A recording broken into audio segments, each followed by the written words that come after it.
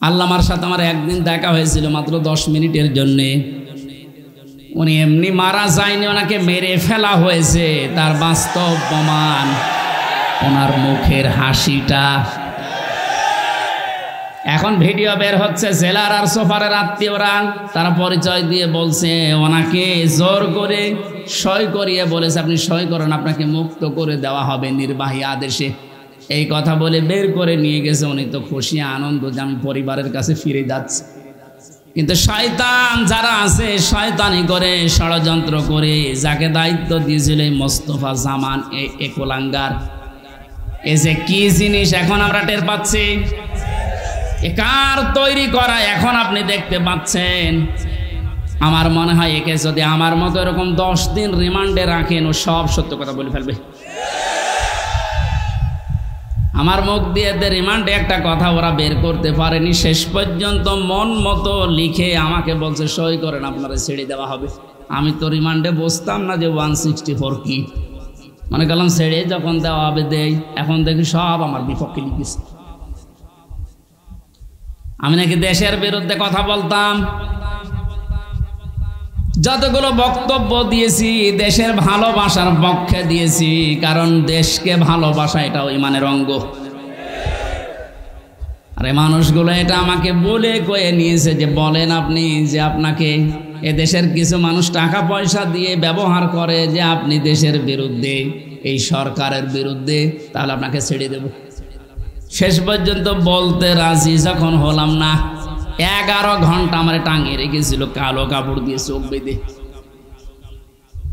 নিজেরা বলা করতো হুজুর আপনি নির্দোষ আমরা জানি, কিন্তু আপনাকে কথা বলা লাগবে। পেছনে হাত হ্যান্ডকাপ দিয়ে বেঁধে, কালো কাপড় দিয়ে চোখ বেঁধে 11 ঘন্টা এক জায়গায় আমার নামাজও পড়তে দেয়নি। 4 ওয়াক্ত জোহর আসর মাগরিব এসে আমি সব ইশারায় পড়িছি। এখন নামাজ পড়ছি কোন সময় আমি তাও জানি না, কারণ মাটির নিচে তো। সর্বশেষ যখন বললাম না এত বড় মিথ্যা কথা আমি বলতে পারবো না। আকিস গ্রুপে আমি চাকরি করতাম, ওনাদের বিরুদ্ধে হাজার হাজার কথা লিখতে বলেছেন, একটাও পারবো না, কারণ ওনারা এরকম না। শেষে আমার বলছে যদি আপনি আজকে সন্ধ্যার ভেতরে এগুলো স্বীকার না করেন, না বলেন, তাহলে আপনার বউ তুলে নিয়ে আনবো। কি চরিত্র দেখিস। আর এখন অনেক সুর তুলছে অনেকে যে এদের মাফ করে দাও। এই জালেমদের মাফ করা মানে মাজলুমের উপরে অবিচার করা।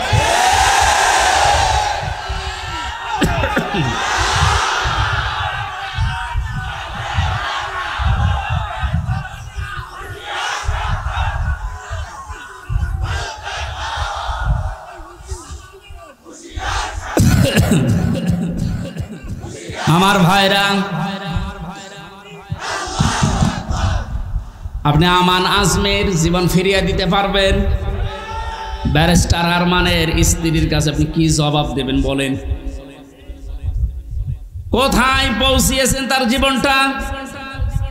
কি ট্যালেন্টেড সন্তান ছিল মীর কাশেম আলীর। আমি জেলখানায় থাকতে এক কারারক্ষী এসে আমার কুতুবউদ্দিন ওর বাড়ি রাজবাড়ি, রাত 12টার পরে যখন ডিউটি হয়েছে এসে বলছে হুজুর একটা গোপন কথা বলি, কাউকে যেন বললেন না এখানে, তাহলে আমার সমস্যা হবে। কি হয়েছে বলে, আমি যেদিন দায়িত্বে ছিলাম মীর কাশেম আলীর, যেদিন ফাঁসি হবে লোকটাকে যে বললাম স্যার আর সময় নেই, মাত্র 3 ঘন্টা আছে, আপনি প্রস্তুতি নেন।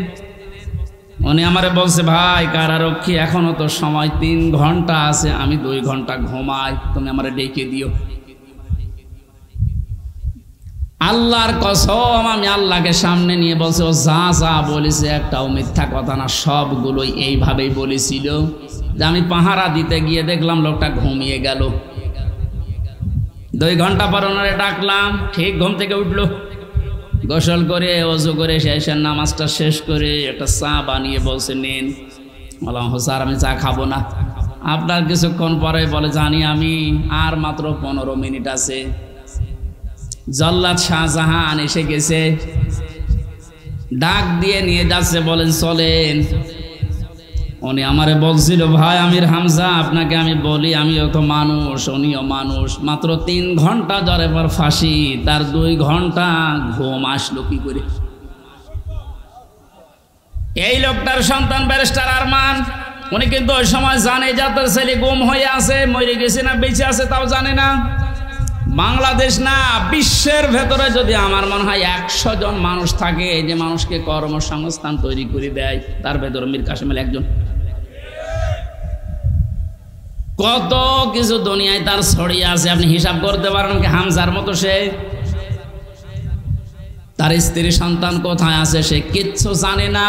এই কঠিন মুহূর্তে তার নিজের হাজারো যারা অনুসারী, তার সহকর্মী যারা, হাজার হাজার মানুষ পালিয়ে বেড়াচ্ছে, জেলখানায় আছে, আটক আছে, মরে গেছে, এসব কিছু তার কাছে সংবাদ আসতেছে। এমন কঠিন সময়ও লোকটা 2 ঘন্টা ঘুমিয়েছে। এমনি ঘুম আসবে না, অবশ্যই আমার আল্লাহ তাকে সূরা হামিম সেজদার 30 নম্বর আয়াত ফেরেশতা দিয়ে শুনিয়েছে। কোরআনে কারীম জানিয়েছে, ইন্নাল্লাযীনা ক্বালু রাব্বুনা সুম্মাস্তাকামু তাতানাজ্জালু আলাইহিমুল মালাইকা আল্লা তাখাফু ওয়া লা তাহজানু ওয়া আবশিরু বিল জান্নাতিল্লাতী কুনতুম তুআদুন। আল্লাহ পাক বলেন, যারা এই কথা বলে যে আল্লাহ তুমি আমাদের রব, আমি টিকে আছি এই কথার উপরে, আল্লাহর সঙ্গে সঙ্গে তার বিপদে আপদে পড়লেই ফেরেশতা নাজিল করবে। এই জন্য তাতানাজ্জালু দিয়েছেন আল্লাহ, 1 জন 2 জন পাঠায় না, মালাইকা বহু বচন, হাজারো ফেরেশতা তার জন্য আল্লাহ পাঠিয়ে সান্ত্বনা দেয়। আল্লাহ তাখাফু ওয়া লা তাহজানু, কোনো ভয় নেই, কোনো চিন্তা নেই। ওয়াবশিরু বিল জান্নাহ, ওই জান্নাতের সুসংবাদ গ্রহণ করো, আল্লাতী কুনতুম তুআদুন, যার ওয়াদা আল্লাহ করেছে।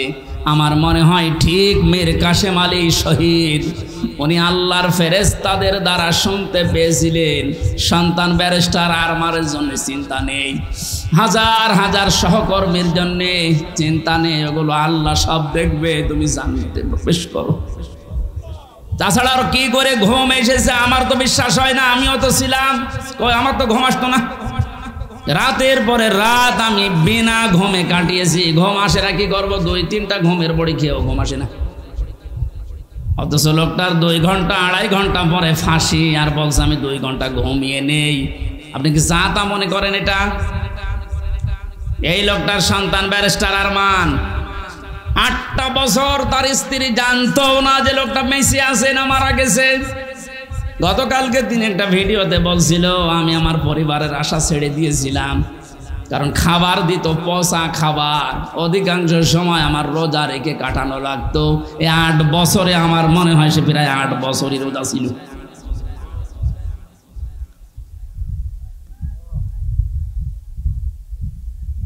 কোথায় পৌঁছিয়েছে তারা এই মানুষগুলো?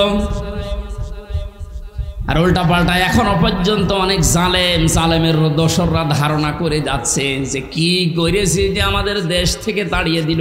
কি করেছেন আপনি টের পাচ্ছেন না? আপনি যদি কিছু না করেন, আপনার শুধু আইনা ঘরের কারণে ফাঁসি হওয়া দরকার। মানবতার সাথে যেটা কত বড় মারাত্মক অপরাধ আপনি টের পাচ্ছেন না এখনো? যারা ছিল তাদেরকে একটু জিজ্ঞাসা করেন। ব্যারিস্টার ব্রিগেডিয়ার আমান আজমি ভাই শেষ পর্যন্ত এ কান্না জড়িত কণ্ঠে বলেছে যে আমি সূর্যের আলো কি এই 10-12 বছর দেখি নাই। এদিকে 1.5 হাত, ওদিকে 1.5 হাত। আমার যে মাটির নিচে ছিলাম ওখানে তাও তো এদিকে 3.5 হাত, এদিকে 2.5 হাত ছিল, আর আরো ছোট। এরপরও জালেমদের পক্ষে আপনি সাফাই গান, জালেমদের পক্ষে কথা বলেন। আপনি মানুষ, আপনারও বিবেক মরে গেছে। মজলুম অবস্থায় এখনো আছি, এখনো পর্যন্ত অসুস্থ, আমার শরীর এখনো স্বাভাবিক হয়নি, এখনো মুসাফির অবস্থায় আছি। দোয়া করছে আল্লাহ কিয়ামতের আগে কোনো জালেম যেন এই দেশে আর ফিরে আসতে না পারে। আমরা যারা আছি এই দেশে এখন, আমাদের আলেমদের উচিত হবে নবীরা রসুলরা তাদের যে পরিচয়গুলো আল্লাহ তুলে ধরেছিলেন, নবীর কাজ কি, রসুলের কাজ কি, এই পরিচয়গুলো আমরা এখন জনগণের সামনে তুলে ধরবো। তাদের কর্মসূচি 6টা। কয়টা? তারা হালাল করতো পবিত্র জিনিস। আজ বাংলাদেশে হালাল করা লাগবে পবিত্র জিনিসগুলো, আর হারাম করতো তারা অবৈধ জিনিসগুলো। বাংলাদেশে এখন প্রত্যেকটা সেক্টরে এখনো পর্যন্ত হারাম জিনিস জিয়ে রাখা হয়েছে। এই এদিকে তাকান, যারা দায়িত্বে আছেন, অন্তর্বর্তীকালীন সরকার থেকে শুরু করে যারা এখন দায়িত্বে আছেন, এই মুহূর্তে আপনাদের সিদ্ধান্ত নেওয়া লাগবে এই জালেমদের সহযোগী যতগুলো ছিল প্রত্যেককেই ইমিডিয়েটলি এখনই ওদেরকে বহিষ্কার করা লাগবে। এটা সংস্কার যেহেতু চলছে, নবীদের কর্মসূচি 6টা ছিল, তার দ্বিতীয় নম্বর এটা হালালকে হালাল বলে বৈধ জায়গায় দিয়ে দেন। এই 17 বছর যারা বৈধ চাকরিতে উন্নতি পায়নি তাদের কাজ উন্নতির ওই জায়গায় দেওয়া লাগবে, আর যারা অবৈধভাবে আন্দাজে চেয়ারের পর চেয়ার পেয়েছে তাদেরকে নিচে নামানো লাগবে। ইসলামী ব্যাংক থেকে শুরু করে বাংলাদেশের যত ব্যাংকিং ব্যবস্থা, বিচার ব্যবস্থা, প্রশাসন, ব্যবসা, প্রত্যেকটি দিক আর বিভাগে যেহেতু সংস্কার আরম্ভ হয়েছে, এই সংস্কার ইমিডিয়েটলি কয়েকদিনের ভেতরেই করা লাগবে। এখনো পর্যন্ত এই হারাম খোর যারা, এদের এই অভ্যাস এখনো যাবে না। বলছেন না হুজুর দোয়া করেন, নূহ নবীর চাই থেকে আমি বড় হয়ে গেছি। নূহ নবী দোয়া করেছিলেন না? কি বলেছিলেন?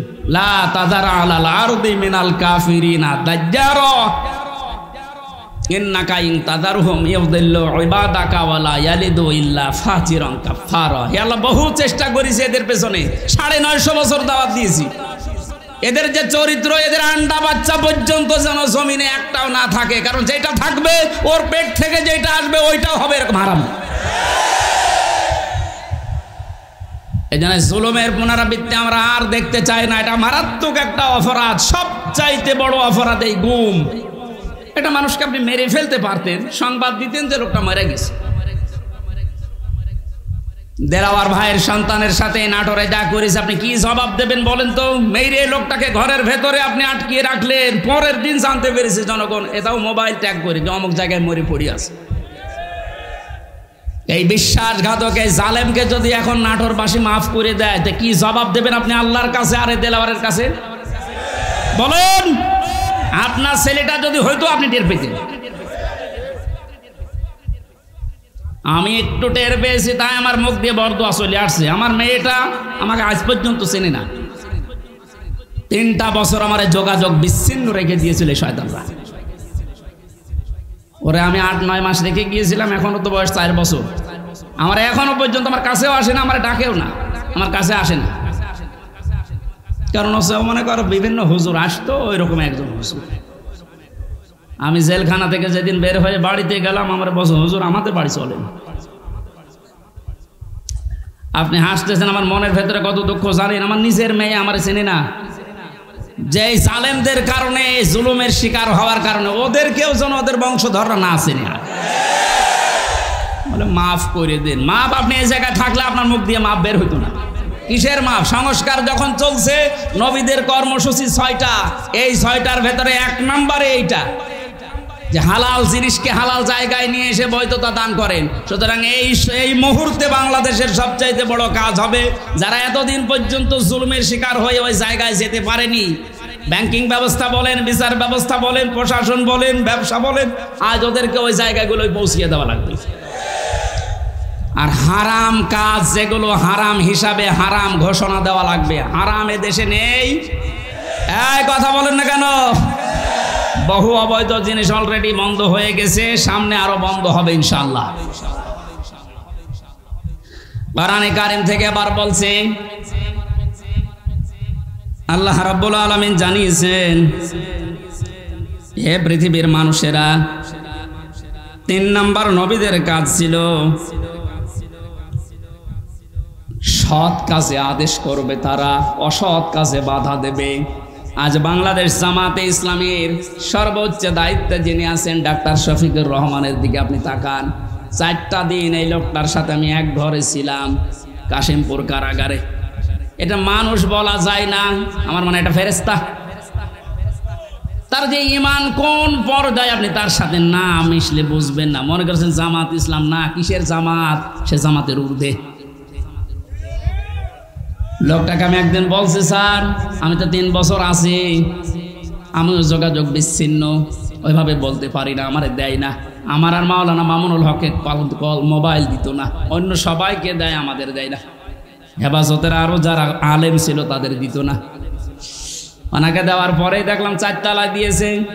দেখা করতে যেয়ে বললাম, স্যার এখানে একটা উপায় আছে, আপনি যদি অনুমতি দেন তাহলে আপনাকে কারারক্ষীদের মাধ্যমে একটা কায়দা করে মোবাইল এনে দিই, ছোট মোবাইল, আপনি কথা বলতে পারবেন চুরি করে। কি বললে? কার সাথে কথা বলবো, অথচ তার ছেলেটাও পাশের জেলে আছে, তার ছেলেও ডাক্তার, পাশের এক বিল্ডিং পরেই তার ছেলে জেল খাটতেছে। কি হিন্দাল সার্কিয়া, কি শয়তানি নাম, উল্টাপাল্টা নাম দিয়ে মামলা। তার স্ত্রী অসুস্থ হয়ে পড়ে আছে, সে যে একটু খবর নেওয়ার জন্যে, না কার সাথে কথা বলবো, আমার বলছে, হামজা আমি সবাইকে, আমার দল সহ সবাইকে আমি আল্লাহর কাছে দিয়ে এসেছি। এই কঠিন মুহূর্তে এই কথা মুখ দিয়ে বের হওয়া, আপনি মনে করছেন এ আর কি? আপনি জায়গা মতো জানতো আপনার মুখ দিয়ে কথা বের হয় কিনা? 5 তারিখের পর থেকে এই লোকটার যে উদ্যোগ দেখতে পাচ্ছি আজ আমরা, সারা বাংলাদেশ সহ যে অ্যাক্টিভিটিস, যে কাজগুলো, সৎ কাজের আদেশ, অসৎ কাজে বাধা দেওয়ার জন্য যে ভূমিকাগুলো পালন করছে, আমার মনে হয় এভাবে যদি আল্লাহ চালায়, কিছুদিনের ভেতরে এটা আমরা দেখতে পাবো। এখন অলরেডি শুরু হয়ে গেছে। আল্লাহর দিনের ভেতরে মানুষ এখন দলে দলে পালে পালে প্রবেশ করছে, তাদের অন্তত বিবেক একটু জাগ্রত আছে। আজ বহু শিক্ষিত মানুষ, আমি কথা বলি তো মাঝে মাঝে, দেখি না বলছে আর কি করব, জীবনটা নষ্ট করে ফেলেছে জালেমের কথা শুনে, বাকি জীবনটা অন্তত ইসলামের কাছে দিয়ে আখেরাতটা তৈরি করি। যেহেতু কোরআনে কারিমের ঘোষণা এইটা, হে নবী যখন আসবে আল্লাহর সাহায্য, তখন আপনি বিজয় দেখতে পাবেন, আর বিজয় আসবে, দলে দলে মানুষ ইসলামে প্রবেশ করবে। এটা এখন দেখতে বাকি আছে, শুরু হয়ে গেছে অলরেডি। 20% মানুষ এই দেশে দিন কায়েম হোক এটা চাইতো, কিন্তু এই 5 তারিখের পর থেকে আজকে 19 তারিখ, মাত্র এই কয়দিনে জরিপ পেলাম, অলরেডি 35% মানুষ এই দেশে এখন চাচ্ছে যে দিন এই দেশে কায়েম হোক। এভাবে চলতে থাক, দেখবেন 51% পার হয়ে যাবে অন্তত কিছুদিনের ভেতরে। আর 51% হয়ে গেলে দেশে ইসলাম কায়েম করা কোনো দাদা ঠেকাতে পারবে না। আমরা ওইটা দেখার আশায় আছি। কথা বলেন। নবীজির কর্মসূচি, আমি এক একটা শব্দের ভেতরে লক্ষ লক্ষ কথা, আমি এত ব্যাখ্যা করতে গেলে এই যে গলা বসে যাচ্ছে, মাইকটা আমার মন মতো হয়নি। 1 2 নম্বর প্রচণ্ড গরম, তো ভেতরে ঘেমে ঘাম গায়ে বসে যাচ্ছে, এই জন্য গলা বসে যাচ্ছে। বোঝা নামিয়ে দেবে, এটা নবীদের কর্মসূচির ভেতরে ছিল। বোঝা নামিয়ে দেয়নি আল্লাহ। এরপরে ছিল বন্দিত্ব অপসারণ করা। বন্দিত্ব অপসারণও চলছে আজ। আমার যা বিশ্বাস, এই দেশে যারা স্বাধীনতা চায়, যারা এই দেশে মানুষের মত প্রকাশের স্বাধীনতা একেবারে সব জায়গায় দিতে চায়, যে সবাই সবার মন মতো চলবা, একটা মানুষও যদি এই দেশে জন্মগ্রহণ করে, সে এই দেশের বৈধ নাগরিক। জামাত ইসলামী বাংলাদেশের কেন্দ্রীয় আমির যিনি ডাক্তার শফিকুর রহমান ঘোষণা অলরেডি দিয়ে দিয়েছে, এই দেশে আমরা সবাই এক পরিবার। সুতরাং জালেম যারা বাইরে চলে গেছে, জালেমরা যেন কিয়ামতের আগে আর না আসে। বলেন, সবাই যেহেতু আমরা এক পরিবার, একটা পরিবার যেভাবে থাকে আমরা এদেশে এখন ওইভাবে থাকতে চাই। রাষ্ট্র সংস্কার অলরেডি চলছে। বন্দিত্ব যারা ছিল এখন তাদেরকে মুক্ত করার এই সংস্কারও চলছে। বিনা কারণে যারা বিনা বিচারে আটক অবস্থায় ছিল, আল্লাহ যেন এটাও তাড়াতাড়ি খুব দ্রুত করে দেন। বলেন আমিন। নবীদের এখান থেকে আমরা যারা উম্মত, তাদের 4টা কাজ এই মুহূর্ত থেকে শুরু করা লাগবে। 1 নম্বরে আল্লাযিনা আমানু, যারা ঈমান আনার দরকার আমাদের এখন। ঈমান এখন বলেন আমার ঈমান নেই, মানে আমি মুসলমানের ঘরের সন্তান, আমার বাবা ইমানদার, দাদা ইমানদার, আমিও ইমানদার না। ইমানদারের প্রকাশ হচ্ছে আল্লাহর কোরআনে যে নিয়ম নীতিগুলো আছে ওইগুলো বাস্তব বিশ্বাস করে দেখানো। এটা এখন দেখাতে পারবো না ইনশাল্লাহ। কোনো কিছু নেই সামনে। যে জালেমদের কাছে 14 বার অনুমতি নেওয়া লাগতো, ওই জালেমরা এখন অনুমতি নিয়ে পা ফেলবে ইনশাল্লাহ সামনে।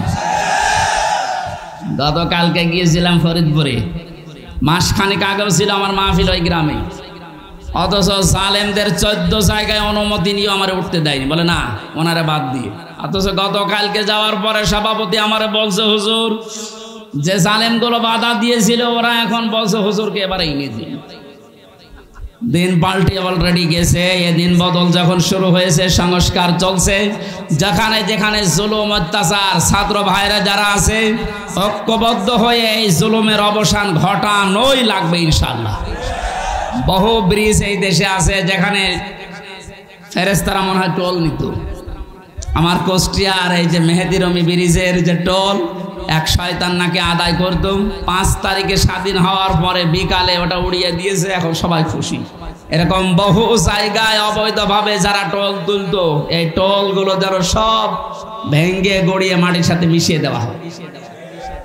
আমাদের ঈমান তাহলে 2 নম্বরে নবীদেরকে সাহায্য করা। নবী যেহেতু নেই, নবীর উত্তরাধিকারী এখন যারা, নবীর অনুসারী এখন যারা কাজকর্ম চালাচ্ছে ইসলাম এই দেশে নিয়ে আসার জন্য, তাদের সাহায্য করা আমাদের কর্মসূচির ভেতরে নিয়ে আসতে হবে। আমি এটা বানিয়ে বলছি, সূরা আরাফের 157 নম্বর আয়াত আপনি বাড়ি যেয়ে তাফসীর আকারে পড়েন, এইটা পাবেন। 3 নম্বরে তাদের সাহাচর্যে যাওয়া লাগবে।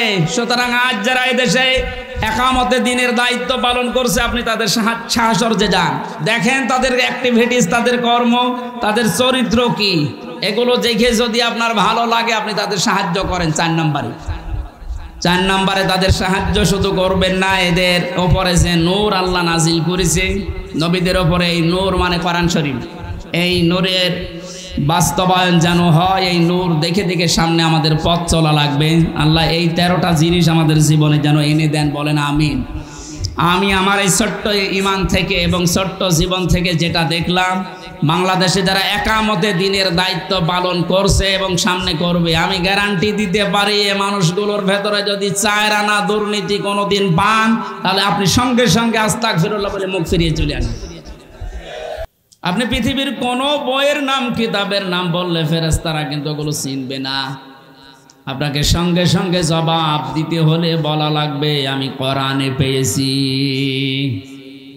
কারণ ফেরেশতারা এই একটা কিতাব চেনে। আল্লাহ জানে কিতাব দিয়েছেন, এই একটা কিতাব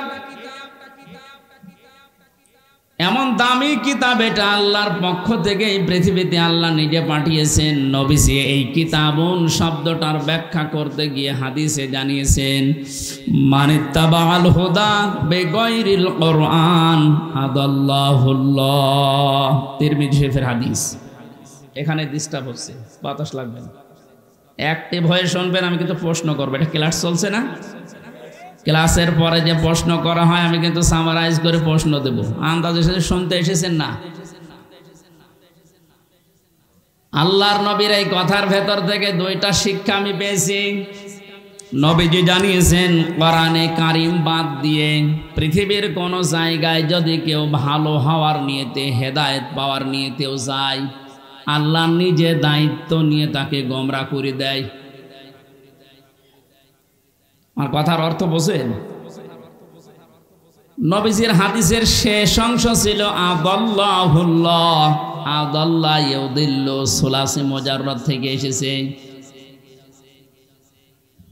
শব্দটা যদি ভাবে ইফআল থেকে নবীজি বলতেন যে দল্লা আদাল্লাহ ইউদিল্লু, ভাবে ইফআল থেকে শব্দটা আসা, নবী দল্লা ইয়াদিল্লু বলতে পারতেন। দল্লা ইয়াদিল্লু এ শব্দ দিলে বাংলা অর্থ হতো আপনি নিজেই নিজেকে খারাপ বানিয়ে ফেলেছেন, আপনি নিজের জন্য নিজে দায়ী, আর কেউ দায়ী না। কিন্তু আদাল্লা শব্দ যখন আসবে, বাংলা অর্থ তখন হবে আপনার হয়তো নিয়ত ভালো ছিল, আপনি কোনো জায়গায় গিয়েছিলেন যে ভালো হয়ে যাব, কিন্তু কোরআন সেখানে ছিল না। এই জন্যে আল্লাহ রাগ করে নিজে দায়িত্ব নিয়ে আপনাকে আরো খারাপ বানিয়ে দেবে।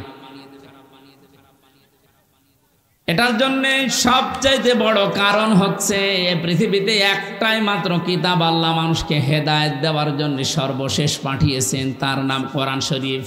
কোরআন বাদ দিয়ে হেদায়েত দেওয়ার মতো কোনো কিতাব কিয়ামত পর্যন্ত আর নেই। কথা বুঝতেছেন? এজন্য সর্বপ্রথম আয়াত দেখবেন যালিকাল কিতাবু লা রাইবা ফি, কিতাবের আগে আলিফ লাম আছে। আল্লাহ নির্ধারিত করে জানিয়েছেন একটাই মাত্র কিতাব যেটা মানুষকে হেদায়েত দিতে পারে, তার ভেতরে কোনো সন্দেহ নেই, ভুল নেই, অবকাশও নেই। হাদিসের ব্যস্ততায় আমি যেটা পেয়েছি, ও বাংলার জনগণ, কোরআন যেখানে নেই ওই রকম জায়গায় এখন থেকে যদি আপনি ভালো হওয়ার নিয়তেও যান, আপনাকে আমির হামজা খারাপ বানাবে না, খারাপ বানিয়ে দেবে কে?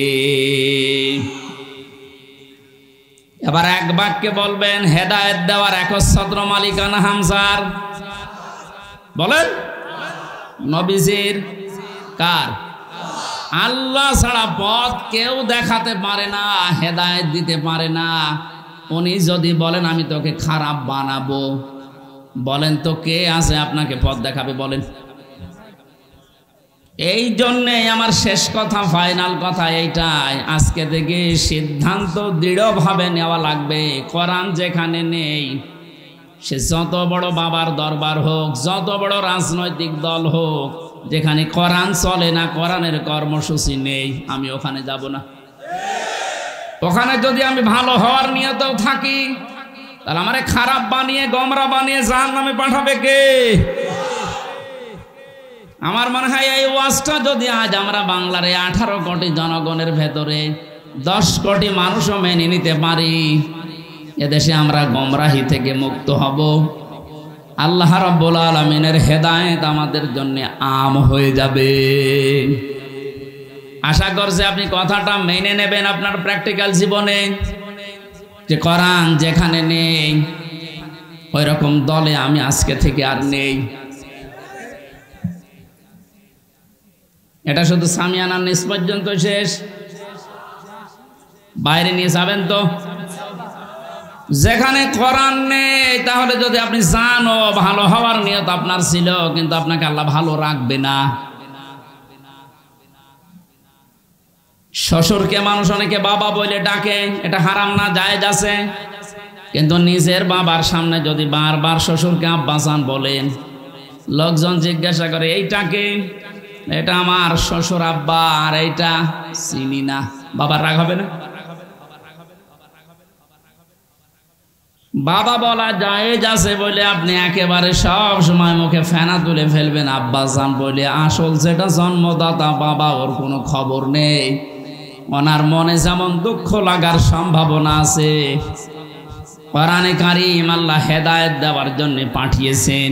এইটা বাদ দিয়ে সত্যি যদি আপনি কোনো জায়গায় আপনার নিয়ত ভালো নিয়েও যান, আল্লাহ কিন্তু দায়িত্ব নিয়ে আপনাকে খারাপ বানিয়ে দেবে। আল্লাহ এই জন্য শব্দটা প্রথমেই দিয়েছেন কিতাবুন, এই একটা কিতাব। উনজিলা ইলাইকা, হে নবী আপনার প্রতি আমি এটা নাজিল করেছি।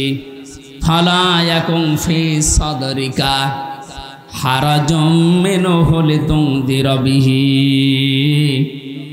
এই কিতাব দিয়ে যখন ওয়াজ করবেন, এই কিতাব দিয়ে আপনার উম্মতদেরকে যখন সতর্ক করবেন, তখন আপনার মনের ভেতরে যেন কোনো সংকীর্ণতা না আসে। হারাজন শব্দের ব্যাখ্যা পেয়েছি আমি তাফসিরে 2টা, একটু খেয়াল করেন। 1 নম্বরে কোরআনে কারীম দিয়ে যখন আপনি মানুষকে বোঝাবেন, তাফসির করবেন, ব্যাখ্যা বিশ্লেষণ দিবেন, তখন আপনার মনের ভেতরে যেন এই ধারণা না আসে, না জানি অনেকের আবার মন খারাপ হয় কিনা। এরকম মানুষ দেশে ছিল না, কোরআন দিয়েই বলতো কিন্তু কেটে যেত, চেপে যেত, গোপন করতো, মনে মনে ভাবতো সব যদি কোরআনের কথা ওপেন ভাবে এভাবে খোলাখুলি বলি, সবার মন পাওয়া যাবে না, অনেকে আমার উপর মন খারাপ করবে। এই জন্য নবীজিকে আল্লাহ প্রথমে এই শব্দ দিয়ে জানিয়েছেন, আপনি যখন কোরআন প্রচার করতে যাবেন, তখন আপনার মনের ভেতরে যেন কোনো সংকীর্ণতা কাজ না করে যে কে কি বলল। 2 নম্বরে, আবহমান কাল থেকে অনেক নিয়ম নীতি ইসলাম মনে করে মানুষ পালন করে আসছে। আপনি যখন কোরআনে কারীমের কথাগুলো সঠিকভাবে তুলে ধরবেন, ওইগুলো টিকবে না, এমনি কেটে যাবে।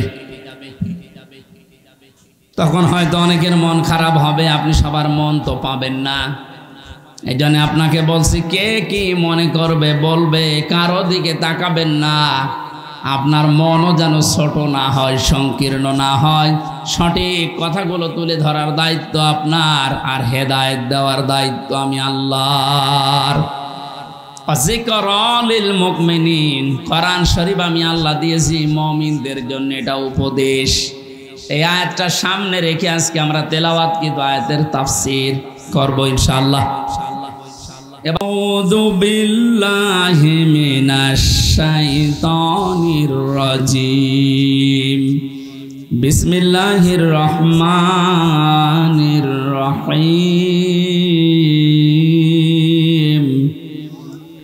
আল্লাযীনা ইয়াত্তাবিউনার রাসূলান নাবিয়্যাল উম্মিয়্যাল্লাযী ইয়াজিদুনাহু মাকতুবা। সাদাকাল্লাহুল আযীম। কোন সূরা বলেন তো? আরাফ। আরাফ মানে? আরাফ মানে প্রাচীর। আরাফ মানে কি? বিভিন্ন অর্থ আছে। আরাফের অন্যতম অর্থ হচ্ছে আরাফ মানে প্রাচীর।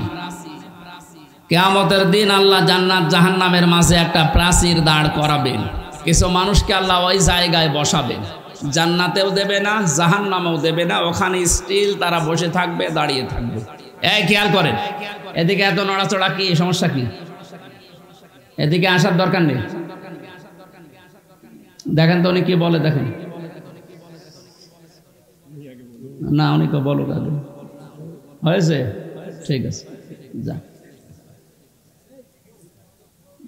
না, আপনি যদি আমল করতে না পারেন তাহলে তো আসার দরকার নেই।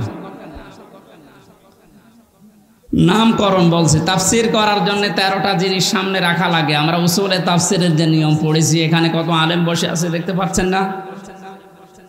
নাকি ফাটা যায় একজনকে লাগিয়ে দেব? ছাতা করলে কি ইবাদত থাকবে? এটা কষ্ট হচ্ছে গরমে আমাদের, তারপরও যেহেতু এটা ইবাদত, এই কারণে আমরা বসে আছি কিছু নেওয়ার জন্য, নাকি? আরাফ কি নাম বললাম? এটা একটা প্রাচীর, জান্নাত জাহান্নামের মাঝে আল্লাহ রাখবেন। নামকরণের ভেতরে আমি তাফসিরে তাবারি থেকে বলছি এটা। নবীজি বলেন, সাহাবীরা, এখানে আল্লাহ যাদেরকে বসাবেন এদেরকে জান্নাতেও দেবে না, জাহান্নামেও দেবে না, একেবারে স্টিল। প্রশ্ন করলেন সাহাবী, হে নবী, এদেরকে আল্লাহ জান্নাতে দিচ্ছে না, কারণ কি? বিশ্বনবী জানিয়েছেন, এই মানুষগুলোকে আল্লাহ জান্নাতে দেবে না, তার অন্যতম কারণ এরা মা বাবার সাথে খারাপ আচরণ করত। এরা নামাজ পড়েছে, রোজা রেখেছে, ভালো ভালো কাজের আঞ্জাম দুনিয়ায় দিয়েছে, দান সাদগা এদের সব ছিল, শুধু একটা বিষয়, পারিবারিক জীবনে মা বাবার সাথে এদের ভালো ব্যবহার ছিল না। এজন্য কোরআনে কারিমে আল্লাহ জানিয়েছেন, ক্বাদা রাব্বুকা আল্লা তা'বুদু ইল্লা ইয়্যাহু ওয়া বিল ওয়ালিদাইনি ইহসানা। আমি আল্লাহ রায় দিয়েছি। রায় দিচ্ছেন কে? আমি আল্লাহ রায় দিয়েছি, ফয়সালা করেছি, সিদ্ধান্ত নিয়ে ফেলেছি যে আমি আল্লাহ ছাড়া কারো ইবাদত করা যাবে না, আর মা বাবা যাদের আছে তাদের সাথে ভালো ব্যবহার করা লাগবে। আয়াতের ভেতরে 2টা বিষয় বেশি। কয়টা? এই যে আল্লাহর ইবাদত করা লাগবে, আল্লাহর আইন মানা লাগবে, কোনো প্রশ্ন করা যাবে? বলেন বলেন, আপনার বুঝে আসুক বা না আসুক, আল্লাহর আইন, আল্লাহর ইবাদত মাস্ট বি। আপনাকে এই জন্য আল্লাহ বানিয়েছে। তাহলে আল্লাহর আইন মানা এটা ফরজ। আল্লাহর আইন মানা কি? আরো জোরে বলেন। মা বাবার আইন মানা কি? না, এই শোনেন,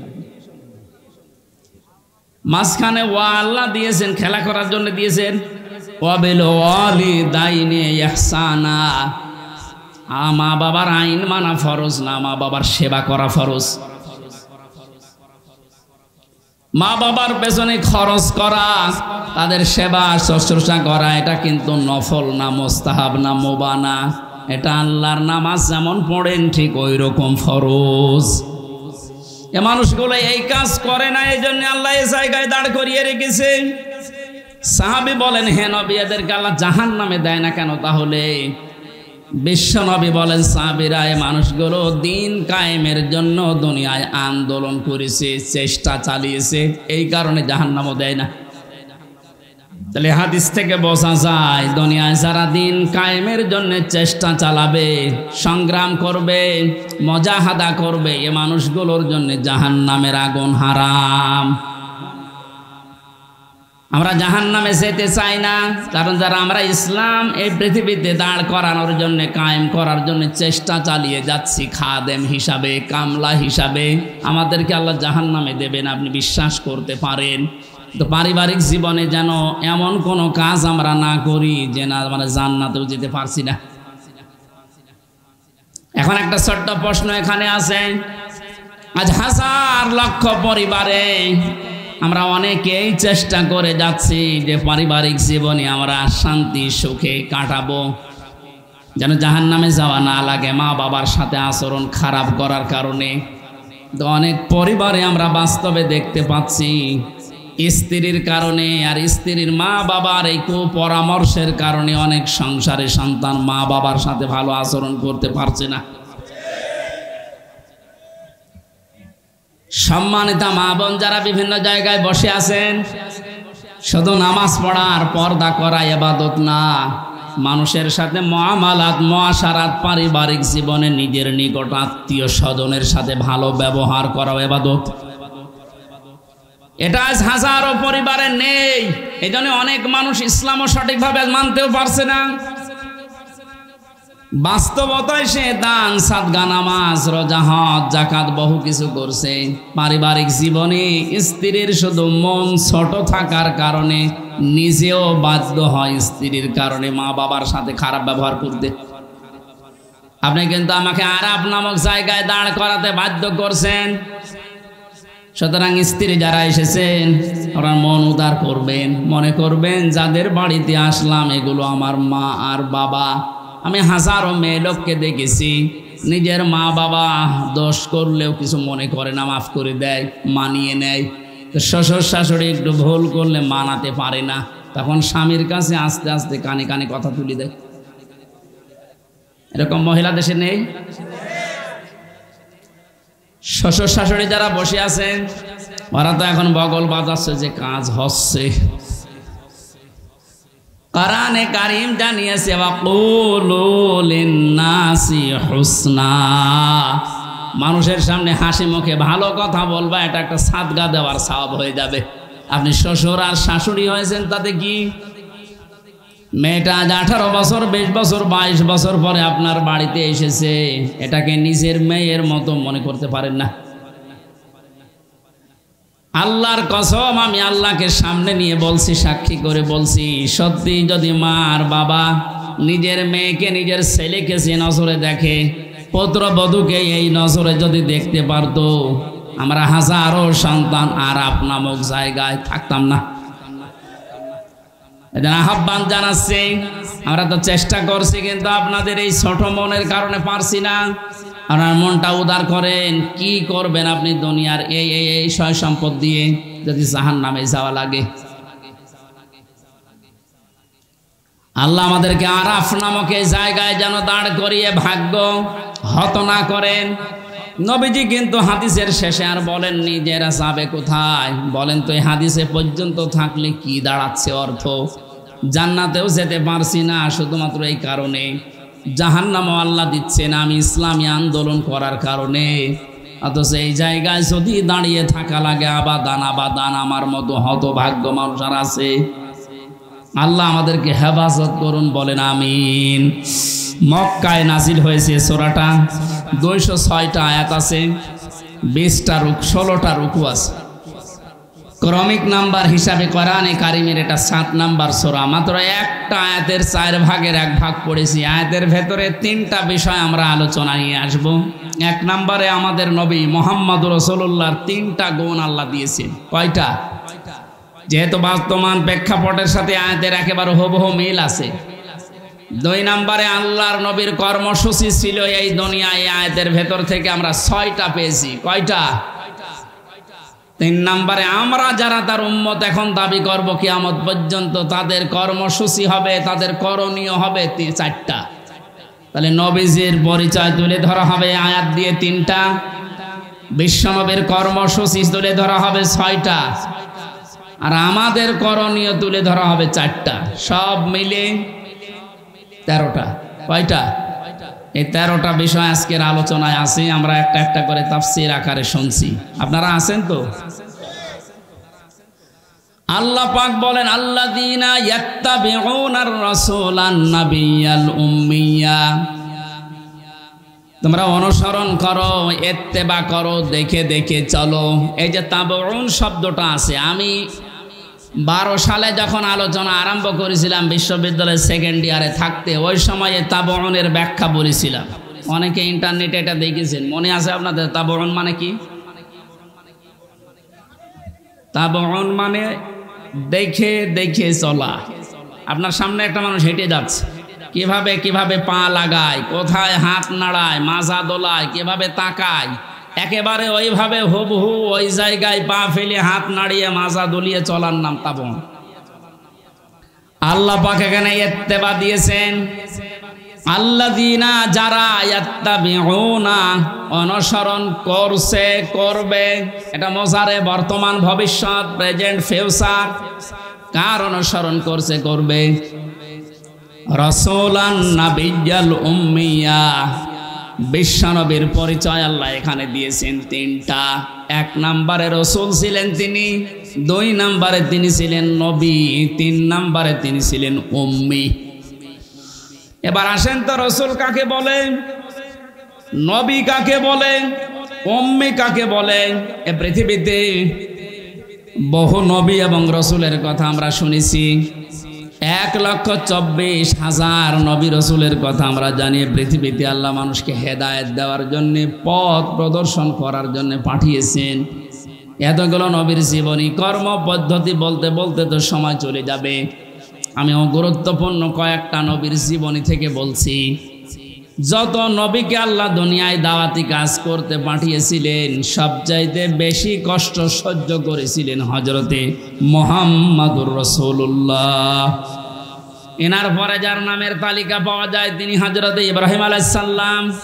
এনার পরে যার নামের তালিকা আছে হযরতে নূহ আলাইহিস সালাম। এনার পরে যাদের নামের তালিকা আছে সিরিয়াল হিসাবে, আল্লাহ পাক কোরআনে কারিমে জানিয়েছেন, শারআ লাকুম মিনাদ-দীনি মা ওয়াসসা বিহি নূহা ওয়াল্লাযী আওহায়না ইলাইকা। আমি নির্ধারিত করে দিলাম, লিখে দিলাম, নির্ধারণ করে দিলাম, আমি আল্লাহ সই স্বাক্ষর করে দলিল করে দিলাম তোমাদের জন্যে। নূহ আলাইহিস সালামকে, ইব্রাহিম আলাইহিস সালামকে, ঈসা আলাইহিস সালামকে, এই সমস্ত মুসা আলাইহিস সালাম, এই বড় বড় নবীদের নামগুলো দিতে দিতে আল্লাহ জানিয়েছেন, হে নবী, এই প্রত্যেকটা নবীকে কিন্তু আমি আল্লাহ জানিয়েছিলাম আন আকিমুদ্দিন, তোমরা দিন কায়েম করো। আপনাকেও আমি ওহী করলাম ঠিক ওইভাবে, ওয়াহাইনা ইলাইকা, আপনার প্রতি আমার একই ওহী, আন আকিমুদ্দিন, আপনি দিন কায়েম করেন জমিনে, ওয়ালা তাতাফাররাকু ফি, এ বিষয়ে কোনো ফতোয়াবাজি করবেন না। সময় কিন্তু এসে গেছে এখন এই দেশে ঠিক ওই রকম। আর যে যেখানে যে মতে চলেন না কেন, সবাইকে আমরা আহ্বান জানাচ্ছি, সবাই আসেন ঐক্যবদ্ধ হয়ে আল্লাহর দিন, কোরআনে কারিম, ইসলাম এই দেশে আমরা এখন কায়েম করার পরিবেশ তৈরি করি। সত্যি যদি এটা কায়েম না হয়, হালালকে হালাল জেনে অনেক সময় মানা যাবে না, হারামকে হারাম জানার পরও ছেড়ে দেওয়া যাবে না। এ 17 বছর যেটা দেখলাম, এই জন্য আমাদের সবচাইতে বড় কাজ হবে এখন আল্লাহর এই জমিনে আল্লাহর দিন কি করে কায়েম করা যায়, দাঁড় করানো যায়।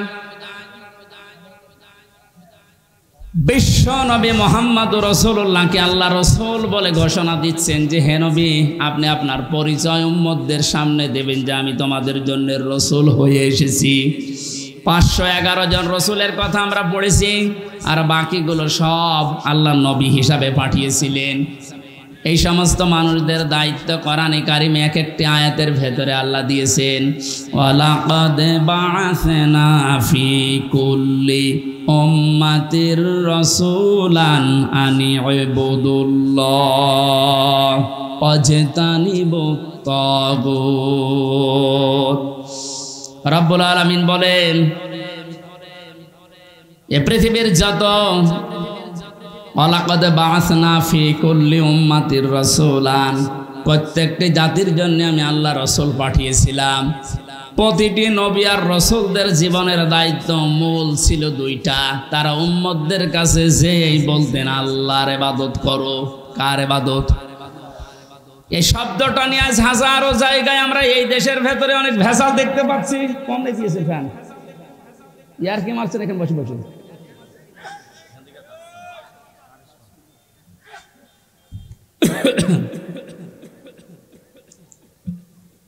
এই যে ইবাদত, এই শব্দটা ব্যাপক অর্থবোধক একটা শব্দ।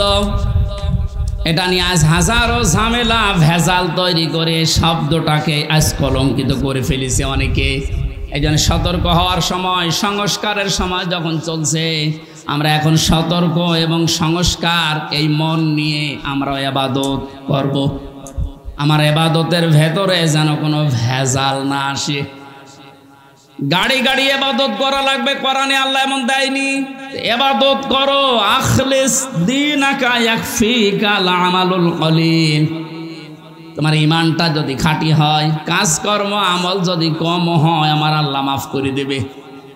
আমাদের অনেকের কাজ কারবার দরবেশ বাবার মতো গাড়ি গাড়ি দেখতে পাচ্ছি। ওর একটা বক্তব্য শুনেছিলাম কয়েকদিন আগে, ও বলেছে কোরআনেও সমস্যা আছে। এই নামটা নিয়ে, আহলে হাদিসের নাম নিয়ে অনেক মানুষ আজ মানুষকে ধোঁকা দিচ্ছেন। আহলে হাদিস এই শব্দটা খারাপ না, কিন্তু শব্দটা নিয়ে আজ ধোঁকা দিয়ে বোকা বানিয়ে অনেকে এখনো পর্যন্ত জালেমদের পা চাটতেছে। কালকের বক্তব্য ছিল একজনের রফিক নামে,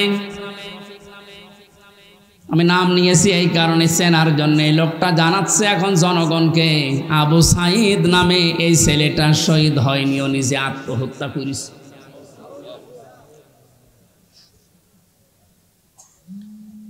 বিশ্বনবী কোরআন হাদিসের ভেতরে তিনি স্পষ্টভাবে জানিয়েছেন, কেউ যদি দেওয়াল চাপা পড়ে মারা যায় সে শহীদের মর্যাদা পায়, পানিতে ডুবে মারা যায় শহীদের মর্যাদা পায়। এ কথা কি নতুন শুনছেন? বলেন। আগুনে পড়ে যদি কেউ মারা যায় সে যদি শহীদের মর্যাদা পায়, অ্যাক্সিডেন্ট করে মরলে যদি শাহাদাতের মর্যাদা পায়, এই পৃথিবীর ময়দানে জালেমদের জুলুমের সামনে মোকাবেলা করতে গিয়ে নিজের জীবনটা যে দিয়ে দিল, তাকে আপনি শহীদ বলতে আপনার অসুবিধা লাগে কোন জায়গায় বলেন তো দেখি?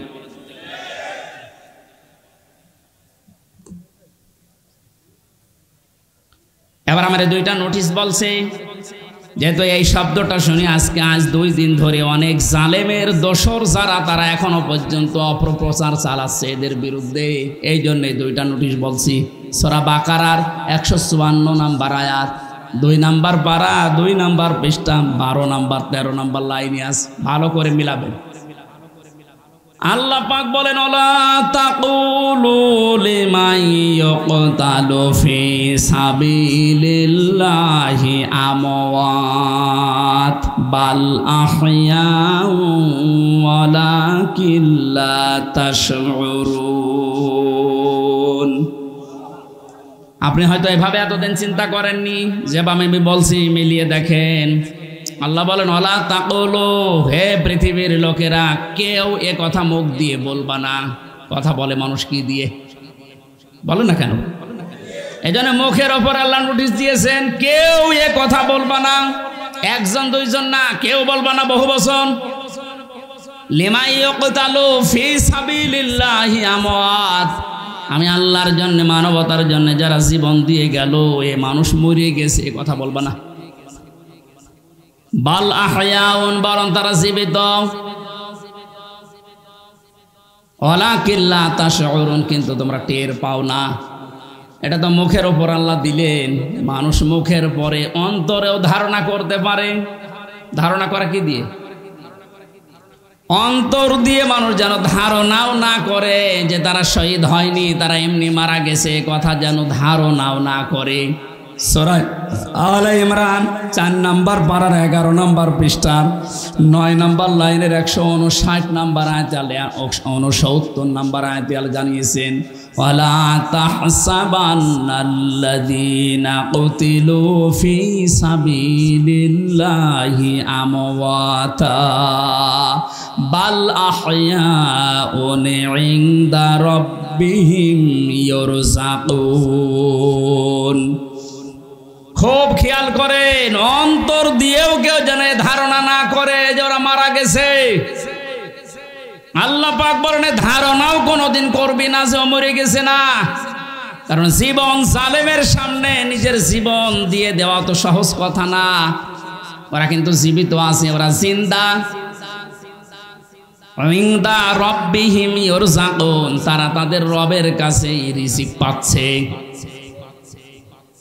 সুতরাং আবু সাইদ রংপুরের এই ছেলেটা জালেমের সামনে দাঁড়িয়ে জীবনটা দিয়ে শাহাদতের মরণ পেয়েছে।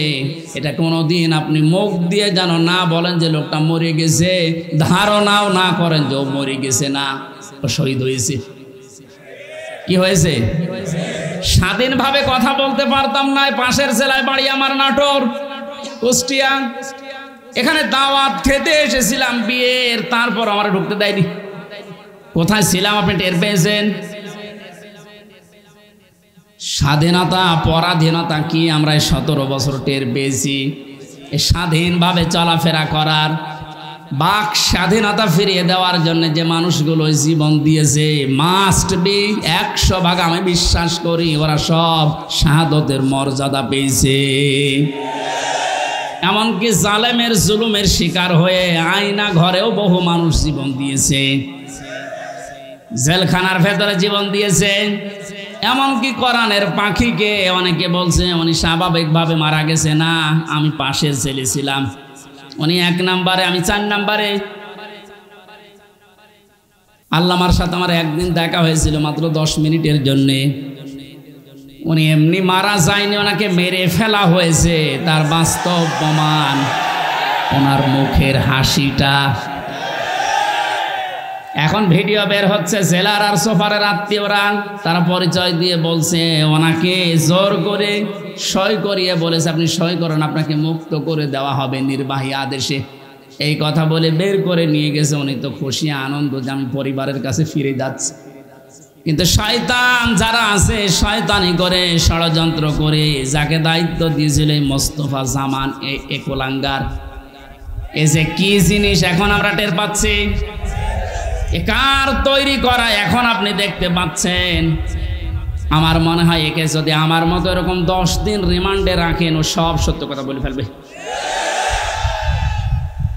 আমার মুখ দিয়ে রিমান্ডে একটা কথা ওরা বের করতে পারেনি। শেষ পর্যন্ত মন মতো লিখে আমাকে বলছে সই করেন, আপনারা ছেড়ে দেওয়া হবে। আমি তো রিমান্ডে বসতাম না যে 164 কি, মনে করলাম ছেড়ে যখন দেওয়া হবে দেই। এখন দেখি সব আমার বিপক্ষে লিখেছে। আমি নাকি দেশের বিরুদ্ধে কথা বলতাম। যতগুলো বক্তব্য দিয়েছি দেশের ভালোবাসার পক্ষে দিয়েছি, কারণ দেশকে ভালোবাসা এটাও ইমানের অঙ্গ। আরে মানুষগুলো এটা আমাকে বলে কয়ে নিয়েছে যে বলেন আপনি যে আপনাকে এ দেশের কিছু মানুষ টাকা পয়সা দিয়ে ব্যবহার করে যে আপনি দেশের বিরুদ্ধে, এই সরকারের বিরুদ্ধে, তাহলে আপনাকে ছেড়ে দেব। শেষ পর্যন্ত বলতে রাজি যখন হলাম না, 11 ঘন্টা আমার টাঙিয়ে রেখেছিল কালো কাপড় দিয়ে চোখ বেঁধে। নিজেরা বলা করতো হুজুর আপনি নির্দোষ আমরা জানি, কিন্তু আপনাকে কথা বলা লাগবে। পেছনে হাত হ্যান্ডকাপ দিয়ে বেঁধে, কালো কাপড় দিয়ে চোখ বেঁধে 11 ঘন্টা এক জায়গায় আমার নামাজও পড়তে দেয়নি। 4 ওয়াক্ত জোহর আসর মাগরিব এসে আমি সব ইশারায় পড়িছি। এখন নামাজ পড়ছি কোন সময় আমি তাও জানি না, কারণ মাটির নিচে তো। সর্বশেষ যখন বললাম না এত বড় মিথ্যা কথা আমি বলতে পারবো না। আকিস গ্রুপে আমি চাকরি করতাম, ওনাদের বিরুদ্ধে হাজার হাজার কথা লিখতে বলেছেন, একটাও পারবো না, কারণ ওনারা এরকম না। শেষে আমার বলছে, যদি আপনি আজকে সন্ধ্যার ভেতরে এগুলো স্বীকার না করেন, না বলেন, তাহলে আপনার বউ তুলে নিয়ে আনবো। কি চরিত্র দেখিছে। আর এখন অনেক সুর তুলছে অনেকে যে এদের মাফ করে দাও। এই জালেমদের মাফ করা মানে মাজলুমের উপরে অবিচার করা।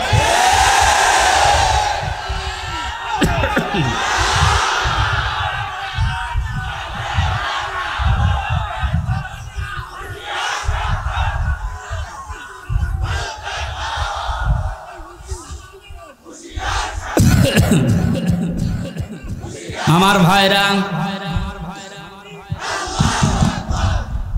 আপনি আমান আজমের জীবন ফিরিয়ে দিতে পারবেন? ব্যারিস্টার আরমানের স্ত্রীর কাছে আপনি কি জবাব দেবেন বলেন? কোথায় পৌঁছিয়েছেন তার জীবনটা? কি ট্যালেন্টেড সন্তান ছিল মীর কাশেম আলীর। আমি জেলখানায় থাকতে এক কারারক্ষী এসে আমারে কুতুবউদ্দিন ওর বাড়ি, রাজবাড়ি, রাত 12টার পরে যখন ডিউটি হয়েছে এসে বলছে, হুজুর একটা গোপন কথা বলি, কাউকে যেন বলেন না এখানে, তাহলে আমার সমস্যা হবে। কি হয়েছে বলে, আমি যেদিন দায়িত্বে ছিলাম মীর কাশেম আলীর, যেদিন ফাঁসি হবে লোকটাকে যেয়ে বললাম, স্যার আর সময় নেই, মাত্র 3 ঘন্টা আছে, আপনি প্রস্তুতি নেন। উনি আমারে বলছে, ভাই কারারক্ষী এখনো তো সময় 3 ঘন্টা আছে, আমি 2 ঘন্টা ঘুমাই, তুমি আমারে ডেকে দিও। আল্লাহর কসম, আমি আল্লাহকে সামনে নিয়ে বলছে, ও যা যা বলেছে একটাও মিথ্যা কথা না, সবগুলোই এইভাবেই বলেছিল।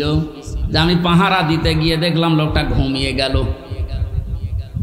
2 ঘন্টা পর ওনারে ডাকলাম, ঠিক ঘুম থেকে উঠলো, গোসল করে ওযু করে শেষের নামাজটা শেষ করে একটা চা বানিয়ে বলছে, নেন। বললাম, স্যার আমি চা খাবো না। আপনার কিছুক্ষণ পরে বলে, জানি আমি, আর মাত্র 15 মিনিট আছে। জল্লাদ শাহজাহান এসে গেছে, ডাক দিয়ে নিয়ে যাচ্ছে, বলেন চলেন। উনি আমারে বলছিল, ভাই আমির হামজা, আপনাকে আমি বলি, আমিও তো মানুষ, উনিও মানুষ, মাত্র 3 ঘন্টা জ্বরে পর ফাঁসি, তার 2 ঘন্টা ঘুম আসলো কি করে? এই লোকটার সন্তান ব্যারিস্টার আরমান, উনি কিন্তু ওই সময় জানে যে তার ছেলে গুম হয়ে আছে, মরে গেছে না বেঁচে আছে তাও জানে না। বাংলাদেশ না, বিশ্বের ভেতরে যদি আমার মনে হয় 100 জন মানুষ থাকে যে মানুষকে কর্মসংস্থান তৈরি করে দেয়, তার ভেতরে মীর কাশেম আলী একজন। কত কিছু দুনিয়ায় তার ছড়িয়ে আছে, আপনি হিসাব করতে পারেন কি? হামজার মতো সে, তার স্ত্রী সন্তান কোথায় আছে সে কিচ্ছু জানে না। এই কঠিন মুহূর্তে তার নিজের হাজারো যারা অনুসারী, তার সহকর্মী যারা, হাজার হাজার মানুষ পালিয়ে বেড়াচ্ছে, জেলখানায় আছে, আটক আছে, মরে গেছে, এসব কিছু তার কাছে সংবাদ আসতেছে। এমন কঠিন সময়ও লোকটা 2 ঘন্টা ঘুমিয়েছে। এমনি ঘুম আসবে না, অবশ্যই আমার আল্লাহ তাকে সূরা হামিম সেজদার 30 নম্বর আয়াত ফেরেশতা দিয়ে শুনিয়েছে। কোরআনে কারীম জানিয়েছে, ইন্নাল্লাযীনা ক্বালু রাব্বুনা সুম্মাস্তাকামু তাতানাজ্জালু আলাইহিমুল মালাইকা আল্লা তাখাফু ওয়া লা তাহজানু ওয়া আবশিরু বিল জান্নাতিল্লাতী কুনতুম তুআদুন। আল্লাহ পাক বলেন, যারা এই কথা বলে যে আল্লাহ তুমি আমাদের রব, আমি টিকে আছি এই কথার উপরে, আল্লাহর সঙ্গে সঙ্গে তার বিপদে আপদে পড়লেই ফেরেশতা নাজিল করবে। এই জন্য তাতানাজ্জালু দিয়েছেন আল্লাহ, 1 জন 2 জন পাঠায় না, মালাইকা বহু বচন, হাজারো ফেরেশতা তার জন্য আল্লাহ পাঠিয়ে সান্ত্বনা দেয়। আল্লাহ তাখাফু ওয়া লা তাহজানু, কোনো ভয় নেই, কোনো চিন্তা নেই। আবশিরু বিল জান্নাহ, ওই জান্নাতের সুসংবাদ গ্রহণ করো, আল্লাতী কুনতুম তুআদুন, যার ওয়াদা আল্লাহ করেছে। আমার মনে হয় ঠিক মীর কাশেম আলী শহীদ, উনি আল্লাহর ফেরেশতাদের দ্বারা শুনতে পেয়েছিলেন, সন্তান ব্যারিস্টার আরমানের জন্য চিন্তা নেই, হাজার হাজার সহকর্মীর জন্য চিন্তা নেই, ওগুলো আল্লাহ সব দেখবে, তুমি জান্নাতে প্রবেশ করো। তাছাড়া আর কি করে ঘুম এসেছে আমার তো বিশ্বাস হয় না, আমিও তো ছিলাম, আমার তো ঘুম আসতো না। রাতের পরে রাত আমি বিনা ঘুমে কাটিয়েছি। ঘুম আসে না, কি করবো? 2-3টা ঘুমের বড়ি খেয়েও ঘুম আসে না। অথচ লোকটার 2 ঘন্টা 2.5 ঘন্টা পরে ফাঁসি, আর বলছে আমি 2 ঘন্টা ঘুমিয়ে নেই। আপনি কি যা তা মনে করেন এটা? এই লোকটার সন্তান ব্যারিস্টার আরমান, 8টা বছর তার স্ত্রী জানতো না যে লোকটা বেঁচে আছে না মারা গেছে। গতকালকে তিনি একটা ভিডিওতে বলছিল আমি আমার পরিবারের আশা ছেড়ে দিয়েছিলাম, কারণ খাবার দিত পচা খাবার, অধিকাংশ সময় আমার রোজা রেখে কাটানো লাগতো। এই 8 বছরে আমার মনে হয় সে প্রায় 8 বছরই রোজা ছিল।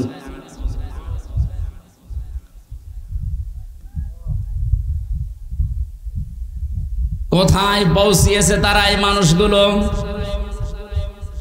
আর উল্টা পাল্টা এখনো পর্যন্ত অনেক জালেমের দোসররা ধারণা করে যাচ্ছে যে কি করেছি যে আমাদের দেশ থেকে তাড়িয়ে দিল। কি করেছেন আপনি টের পাচ্ছেন না? আপনি যদি কিছু না করেন, আপনার শুধু আইনা ঘরের কারণে ফাঁসি হওয়া দরকার।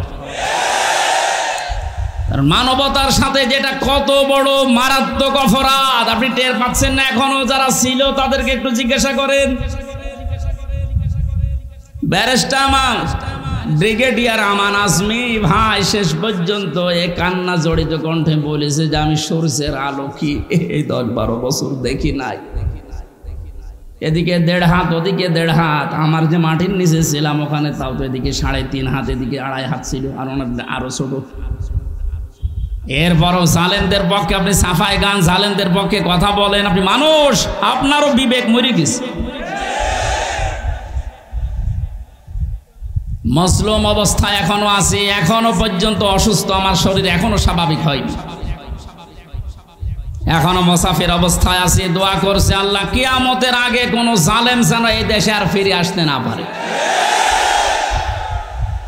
আমরা যারা আছি এই দেশে এখন, আমাদের আলেমদের উচিত হবে নবীরা রসুলরা তাদের যে পরিচয়গুলো আল্লাহ তুলে ধরেছিলেন, নবীর কাজ কি, রসুলের কাজ কি, এই পরিচয়গুলো আমরা এখন জনগণের সামনে তুলে ধরবো। তাদের কর্মসূচি 6টা। কয়টা? তারা হালাল করতো পবিত্র জিনিস। আজ বাংলাদেশে হালাল করা লাগবে পবিত্র জিনিসগুলো, আর হারাম করতো তারা অবৈধ জিনিসগুলো। বাংলাদেশে এখন প্রত্যেকটা সেক্টরে এখনো পর্যন্ত হারাম জিনিস জিয়ে রাখা হয়েছে। এই এদিকে তাকান, যারা দায়িত্বে আছেন, অন্তর্বর্তীকালীন সরকার থেকে শুরু করে যারা এখন দায়িত্বে আছেন, এই মুহূর্তে আপনাদের সিদ্ধান্ত নেওয়া লাগবে এই জালেমদের সহযোগী যতগুলো ছিল প্রত্যেককেই ইমিডিয়েটলি এখনই ওদেরকে বহিষ্কার করা লাগবে। এটা সংস্কার যেহেতু চলছে, নবীদের কর্মসূচি 6টা ছিল, তার 2 নম্বর এটা হালালকে হালাল বলে বৈধ জায়গায় দিয়ে দেন। এই 17 বছর যারা বৈধ চাকরিতে উন্নতি পায়নি তাদের কাজ উন্নতির ওই জায়গায় দেওয়া লাগবে, আর যারা অবৈধভাবে আন্দাজে চেয়ারের পর চেয়ার পেয়েছে তাদেরকে নিচে নামানো লাগবে। ইসলামী ব্যাংক থেকে শুরু করে বাংলাদেশের যত ব্যাংকিং ব্যবস্থা, বিচার ব্যবস্থা, প্রশাসন, ব্যবসা, প্রত্যেকটি দিক আর বিভাগে যেহেতু সংস্কার আরম্ভ হয়েছে, এই সংস্কার ইমিডিয়েটলি কয়েকদিনের ভেতরেই করা লাগবে। এখনো পর্যন্ত এই হারামখোর যারা, এদের এই অভ্যাস এখনো যাবে না। বলছেন না হুজুর দোয়া করেন। নূহ নবীর চাই থেকে আমি বড় হয়ে গেছি। নূহ নবী দোয়া করেছিলেন না? কি বলেছিলেন? লা তাযারা আলাল আরদি মিনাল কাফিরিনা দাজ্জারা ইন্নাকা ইন তাযারহুম ইউদিল্লু ইবাদাকা ওয়ালা ইয়ালিদু ইল্লা ফাজিরান কাফারা। হে আল্লাহ, বহু চেষ্টা করেছি এদের পেছনে, 950 বছর দাওয়াত দিয়েছি। এদের যে চরিত্র, এদের আন্ডা বাচ্চা পর্যন্ত যেন জমিনে একটাও না থাকে, কারণ যেটা থাকবে ওর পেট থেকে যেটা আসবে ওইটাও হবে এরকম হারাম। এই জন্য জুলুমের পুনরাবৃত্তি আমরা আর দেখতে চাই না। এটা মারাত্মক একটা অপরাধ, সবচাইতে বড় অপরাধ এই গুম। এটা মানুষকে আপনি মেরে ফেলতে পারতেন, সংবাদ দিতেন যে লোকটা মারা গেছে। দেলাওয়ার ভাইয়ের সন্তানের সাথে নাটোরে যা করেছে আপনি কি জবাব দেবেন বলেন তো? মেরে লোকটাকে ঘরের ভেতরে আপনি আটকিয়ে রাখলেন, পরের দিন জানতে পেরেছে জনগণ, এটাও মোবাইল ট্যাগ করে যে অমুক জায়গায় মরে পড়ে আছে। এই বিশ্বাসঘাতক এই জালেমকে যদি এখন নাটোরবাসী মাফ করে দেয় তো কি জবাব দেবেন আপনি আল্লাহর কাছে আর দেলাওয়ারের কাছে? বলেন, আপনার ছেলেটা যদি হয়তো আপনি টের পেতেন। আমি একটু টের পেয়েছি, তাই আমার মুখ দিয়ে বরদোয়া চলে আসছে। আমার মেয়েটা আমাকে আজ পর্যন্ত চেনে না। 3টা বছর আমার যোগাযোগ বিচ্ছিন্ন রেখে দিয়েছিল শয়তানরা। ওরে আমি 8-9 মাস রেখে গিয়েছিলাম, এখনো তো বয়স 4 বছর। আমার এখনো পর্যন্ত আমার কাছেও আসে না, আমার ডাকেও না, আমার কাছে আসে না। কারণ হচ্ছে মনে করো বিভিন্ন হুজুর আসতো, ওই রকম একজন হুজুর। আমি জেলখানা থেকে যেদিন বের হয়ে বাড়িতে গেলাম, আমার বলছে হুজুর আমাদের বাড়ি চলেন। আপনি হাসতেছেন, আমার মনের ভেতরে কত দুঃখ জানেন। আমার নিজের মেয়ে আমার চেনে না। যে জালেমদের কারণে, জুলুমের শিকার হওয়ার কারণে ওদেরকেও যেন ওদের বংশধররা না চেনে। বলে মাফ করে দেন। মাফ আপনি এই জায়গায় থাকলে আপনার মুখ দিয়ে মাফ বের হইতো না। কিসের মাফ? সংস্কার যখন চলছে, নবীদের কর্মসূচি 6টা, এই 6টার ভেতরে 1 নম্বরে এইটা যে হালাল জিনিসকে হালাল জায়গায় নিয়ে এসে বৈধতা দান করেন। সুতরাং এই মুহূর্তে বাংলাদেশের সবচাইতে বড় কাজ হবে, যারা এতদিন পর্যন্ত জুলুমের শিকার হয়ে ওই জায়গায় যেতে পারেনি, ব্যাংকিং ব্যবস্থা বলেন, বিচার ব্যবস্থা বলেন, প্রশাসন বলেন, ব্যবসা বলেন, আজ ওদেরকে ওই জায়গাগুলোয় পৌঁছিয়ে দেওয়া লাগবে। আর হারাম কাজ যেগুলো হারাম হিসাবে হারাম ঘোষণা দেওয়া লাগবে। হারাম এ দেশে নেই। এই কথা বলেন না কেন? বহু অবৈধ জিনিস অলরেডি বন্ধ হয়ে গেছে, সামনে আরো বন্ধ হবে ইনশাআল্লাহ। কোরআনে কারীম থেকে আবার বলছে, আল্লাহ রাব্বুল আলামিন জানিয়েছেন, হে পৃথিবীর মানুষেরা, 3 নম্বর নবীদের কাজ ছিল সৎ কাজে আদেশ করবে, তারা অসৎ কাজে বাধা দেবে। আজ বাংলাদেশ জামাতে ইসলামীর সর্বোচ্চ দায়িত্বে যিনি আছেন ডাক্তার শফিকুর রহমানের দিকে আপনি তাকান। 4টা দিন এই লোকটার সাথে আমি এক ঘরে ছিলাম, কাশিমপুর কারাগারে। এটা মানুষ বলা যায় না, আমার মনে এটা ফেরেশতা। তার যে ঈমান কোন পর্যায়ে আপনি তার সাথে না মিশলে বুঝবেন না। মনে করছেন জামাত ইসলাম, না, কিসের জামাত? সে জামাতের ঊর্ধ্বে। লোকটাকে আমি একদিন বলছি, স্যার আমি তো 3 বছর আছি, আমিও যোগাযোগ বিচ্ছিন্ন, ওইভাবে বলতে পারি না, আমারে দেয় না। আমার আর মাওলানা মামুনুল হকের কল মোবাইল দিত না, অন্য সবাইকে দেয়, আমাদের দেয় না। হেফাজতের আরও যারা আলেম ছিল তাদের দিত না। ওনাকে দেওয়ার পরেই দেখলাম 4 তলায় দিয়েছে। দেখা করতে যেয়ে বললাম, স্যার এখানে একটা উপায় আছে, আপনি যদি অনুমতি দেন তাহলে আপনাকে কারারক্ষীদের মাধ্যমে একটা কায়দা করে মোবাইল এনে দিই, ছোট মোবাইল, আপনি কথা বলতে পারবেন চুরি করে। কি বললে? কার সাথে কথা বলবো? অথচ তার ছেলেটাও পাশের জেলে আছে, তার ছেলেও ডাক্তার, পাশের এক বিল্ডিং পরে তার ছেলে জেল খাটতেছে। কি হিন্দাল সার্কিয়া, কি শয়তানি নাম, উল্টাপাল্টা নাম দিয়ে মামলা।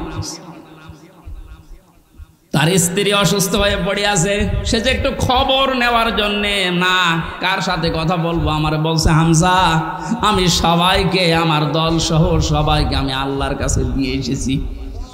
এই কঠিন মুহূর্তে এই কথা মুখ দিয়ে বের হওয়া, আপনি মনে করছেন এ আর কি? আপনি জায়গা মতো জানতো আপনার মুখ দিয়ে কথা বের হয় কিনা? 5 তারিখের পর থেকে এই লোকটার যে উদ্যোগ দেখতে পাচ্ছি, আজ আমরা সারা বাংলাদেশ সহ যে অ্যাক্টিভিটিস, যে কাজগুলো, সৎ কাজের আদেশ, অসৎ কাজে বাধা দেওয়ার জন্য যে ভূমিকাগুলো পালন করছে, আমার মনে হয় এভাবে যদি আল্লাহ চালায়, কিছুদিনের ভেতরে এটা আমরা দেখতে পাবো। এখন অলরেডি শুরু হয়ে গেছে। আল্লাহর দিনের ভেতরে মানুষ এখন দলে দলে পালে পালে প্রবেশ করছে, তাদের অন্তত বিবেক একটু জাগ্রত আছে। আজ বহু শিক্ষিত মানুষ, আমি কথা বলি তো মাঝে মাঝে, দেখি না, বলছে আর কি করব, জীবনটা নষ্ট করে ফেলেছি এই জালেমের কথা শুনি, বাকি জীবনটা অন্তত ইসলামের কাছে দিয়ে আখেরাতটা তৈরি করি। যেহেতু কোরআনে কারিমের ঘোষণা এইটা, হে নবী যখন আসবে আল্লাহর সাহায্য, তখন আপনি বিজয় দেখতে পাবেন, আর বিজয় আসবে, দলে দলে মানুষ ইসলামে প্রবেশ করবে। এটা এখন দেখতে বাকি আছে। শুরু হয়ে গেছে অলরেডি। 20% মানুষ এই দেশে দিন কায়েম হোক এটা চাইতো, কিন্তু এই 5 তারিখের পর থেকে আজকে 19 তারিখ মাত্র এই কয়দিনে জরিপ পেলাম অলরেডি 35% মানুষ এই দেশে এখন চাচ্ছে যে দিন এই দেশে কায়েম হোক। এভাবে চলতে থাক, দেখবেন 51% পার হয়ে যাবে অন্তত কিছুদিনের ভেতরে। আর 51% হয়ে গেলে দেশে ইসলাম কায়েম করা কোনো দাদা ঠেকাতে পারবে না। আমরা ওইটা দেখার আশায় আছি। কথা বলেন। নবীজির কর্মসূচি, আমি এক একটা শব্দের ভেতরে লক্ষ লক্ষ কথা, আমি এত ব্যাখ্যা করতে গেলে এই যে গলা বসে যাচ্ছে, মাইকটা আমার মন মতো হয়নি। 1 2 নম্বর প্রচণ্ড গরম, তো ভেতরে ঘেমে ঘাম গায়ে বসে যাচ্ছে, এই জন্য গলা বসে যাচ্ছে। বোঝা নামিয়ে দেবে, এটা নবীদের কর্মসূচির ভেতরে ছিল। বোঝা নামিয়ে দেয়নি আল্লাহ। এরপরে ছিল বন্দিত্ব অপসারণ করা। বন্দিত্ব অপসারণও চলছে আজ। আমার যা বিশ্বাস, এই দেশে যারা স্বাধীনতা চায়, যারা এই দেশে মানুষের মত প্রকাশের স্বাধীনতা একেবারে সব জায়গায় দিতে চায়, যে সবাই সবার মন মতো চলবা, একটা মানুষও যদি এই দেশে জন্মগ্রহণ করে সে এই দেশের বৈধ নাগরিক। জামাতে ইসলামী বাংলাদেশের কেন্দ্রীয় আমির যিনি ডাক্তার শফিকুর রহমান ঘোষণা অলরেডি দিয়ে দিয়েছে, এই দেশে আমরা সবাই এক পরিবার। সুতরাং জালেম যারা বাইরে চলে গেছে, জালেমরা যেন কিয়ামতের আগে আর না আসে। বলেন। সবাই যেহেতু আমরা এক পরিবার, একটা পরিবার যেভাবে থাকে আমরা এদেশে এখন ওইভাবে থাকতে চাই। রাষ্ট্র সংস্কার অলরেডি চলছে। বন্দিত্ব যারা ছিল এখন তাদেরকে মুক্ত করার এই সংস্কারও চলছে। বিনা কারণে যারা বিনা বিচারে আটক অবস্থায় ছিল, আল্লাহ যেন এটাও তাড়াতাড়ি খুব দ্রুত করে দেন। বলেন আমিন। নবীদের এখান থেকে আমরা যারা উম্মত, তাদের 4টা কাজ এই মুহূর্ত থেকে শুরু করা লাগবে। 1 নম্বরে আল্লাযিনা আমানু, যারা ঈমান আনার দরকার আমাদের এখন। ঈমান এখন বলেন আমার ঈমান নেই, মানে আমি মুসলমানের ঘরের সন্তান, আমার বাবা ঈমান, ঈমানদার দাদা ঈমানদার, আমিও ঈমানদার না। ঈমানদারের প্রকাশ হচ্ছে আল্লাহর কোরআনে যে নিয়ম নীতিগুলো আছে ওইগুলো বাস্তব বিশ্বাস করে দেখানো। এটা এখন দেখাতে পারবো না ইনশাল্লাহ। কোনো কিছু নেই সামনে। যে জালেমদের কাছে 14 বার অনুমতি নেওয়া লাগতো, ওই জালেমরা এখন অনুমতি নিয়ে পা ফেলবে ইনশাল্লাহ সামনে। গতকালকে গিয়েছিলাম ফরিদপুরে, মাসখানেক আগেও ছিল আমার মাহফিল ওই গ্রামে, অথচ জালেমদের 14 জায়গায় অনুমতি নিয়ে আমার উঠতে দেয়নি। বলে না, ওনারা বাদ দিয়ে। অথচ গতকালকে যাওয়ার পরে সভাপতি আমারে বলছে, হুজুর যে জালেমগুলো বাধা দিয়েছিল ওরা এখন বলছে হুজুরকে এবারে এনে দিন। দিন পাল্টে অলরেডি গেছে। এদিন বদল যখন শুরু হয়েছে, সংস্কার চলছে। যেখানে যেখানে জুলুম অত্যাচার, ছাত্র ভাইরা যারা আছে ঐক্যবদ্ধ হয়ে এই জুলুমের অবসান ঘটানোই লাগবে ইনশাআল্লাহ। বহু ব্রিজ এই দেশে আছে যেখানে ফেরেশতারা মনে হয় টোল নিত। আমার কুষ্টিয়ার এই যে মেহেদি রমি ব্রিজের যে টোল, এক শয়তান নাকি আদায় করতো। 5 তারিখে স্বাধীন হওয়ার পরে বিকালে ওটা উড়িয়ে দিয়েছে, এখন সবাই খুশি। এরকম বহু জায়গায় অবৈধভাবে যারা টোল তুলতো, এই টোলগুলো যেন সব ভেঙ্গে গড়িয়ে মাটির সাথে মিশিয়ে দেওয়া হয়। আমাদের ঈমান তাহলে 2 নম্বরে নবীদেরকে সাহায্য করা। নবী যেহেতু নেই, নবীর উত্তরাধিকারী এখন যারা, নবীর অনুসারী এখন যারা কাজকর্ম চালাচ্ছে ইসলাম এই দেশে নিয়ে আসার জন্য, তাদের সাহায্য করা আমাদের কর্মসূচির ভেতরে নিয়ে আসতে হবে। আমি এটা বানিয়ে বলছি। সূরা আরাফের 157 নম্বর আয়াত আপনি বাড়ি যেয়ে তাফসীর আকারে পড়েন, এইটা পাবেন। 3 নম্বরে তাদের সাহাচর্যে যাওয়া লাগবে। সুতরাং আজ যারা এই দেশে একামতে দিনের দায়িত্ব পালন করছে, আপনি তাদের সাহাচর্যে যান, দেখেন তাদের অ্যাক্টিভিটিস, তাদের কর্ম, তাদের চরিত্র কি, এগুলো দেখে যদি আপনার ভালো লাগে আপনি তাদের সাহায্য করেন। 4 নম্বরে তাদের সাহায্য শুধু করবেন না, এদের ওপরে যে নূর আল্লাহ নাজিল করেছে নবীদের ওপরে, এই নূর মানে কোরআন শরীফ, এই নূরের বাস্তবায়ন যেন হয়। এই নূর দেখে দেখে সামনে আমাদের পথ চলা লাগবে। আল্লাহ এই 13টা জিনিস আমাদের জীবনে যেন এনে দেন। বলেন আমিন। আমি আমার এই ছোট্ট ঈমান থেকে এবং ছোট্ট জীবন থেকে যেটা দেখলাম, বাংলাদেশে যারা একামতে দিনের দায়িত্ব পালন করছে এবং সামনে করবে, আমি গ্যারান্টি দিতে পারি এ মানুষগুলোর ভেতরে যদি 4 আনা দুর্নীতি কোনোদিন পান, তাহলে আপনি সঙ্গে সঙ্গে আস্তাগফিরুল্লাহ বলে মুখ ফিরিয়ে চলে আসেন। আমার বিশ্বাস আমি যা পেয়েছি যা দেখেছি 4 আনা দুর্নীতি এদের ভেতরে পাবেন না। এই জন্য অনেক নাস্তিক পর্যন্ত আজ বলতে বাধ্য হচ্ছে এরা যদি 5টা বছর চালাতে পারে এই দেশে শান্তি কাকে বলে আপনি দেখতে পারবেন। আল্লাহ তুমি তোমার কোরআনে কারিম এই দেশে কায়েম করে দাও, এটা আমরা দেখতে চাই। আল্লাহুম্মা আমিন।